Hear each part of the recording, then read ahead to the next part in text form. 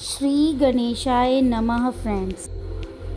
आप लोग ये तो जानते ही होंगे कि भगवान श्री गणेश लंबोदर, गजानन, एकदंतधारी कहे जाते हैं।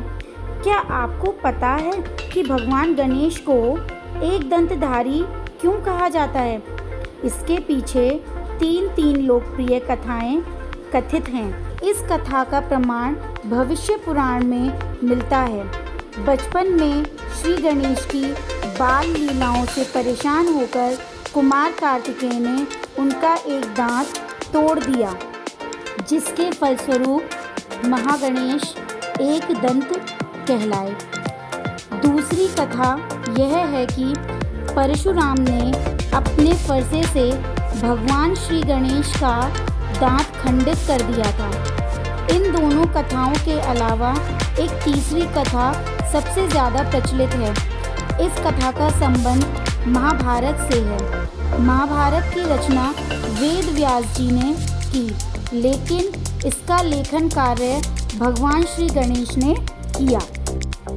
दरअसल जब वेद व्यास जी ने महाभारत को रचने का निर्णय लिया तो वे अपने ग्रंथ को इस प्रकार लिखना चाहते थे कि बीच में कहीं पर भी उनके विचारों की गति रुके नहीं। इसी बीच वेद व्यास जी को बुद्धि के देवता श्री गणेश का ध्यान आया।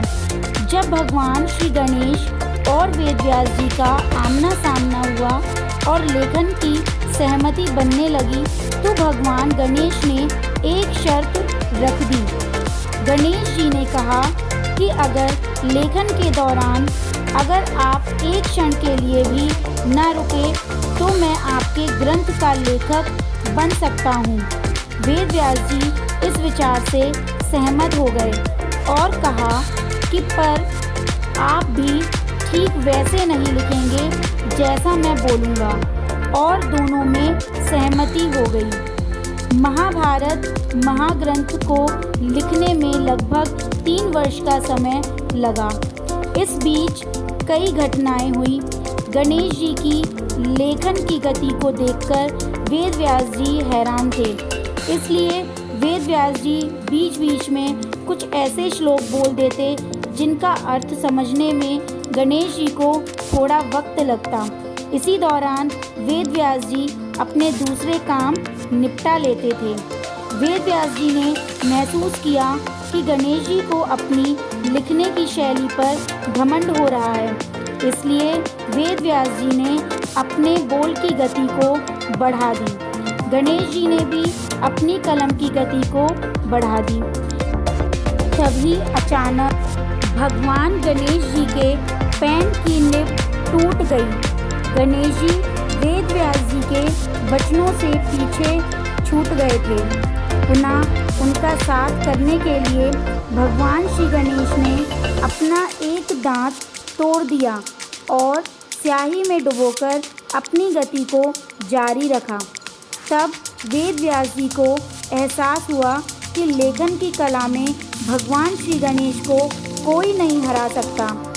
जब ग्रंथ पूरा हुआ तो दोनों ने एक दूसरे को धन्यवाद दिया और भगवान श्री गणेश एक नए नाम एक दंत से पहचाने गए। यह थी गणेश जी की कहानी कि उनका नाम एक दंत कैसे पड़ा। तो डियर फ्रेंड्स, अगर आप भी इसी तरीके की कहानियाँ और सुनना चाहते हैं और एंजॉय करना चाहते हैं या अपना ज्ञान वर्धन करना चाहते हैं, अपने ज्ञान को बढ़ाना चाहते हैं इसी तरह से, तो मेरे चैनल को लाइक, शेयर एंड सब्सक्राइब करना ना भूलें।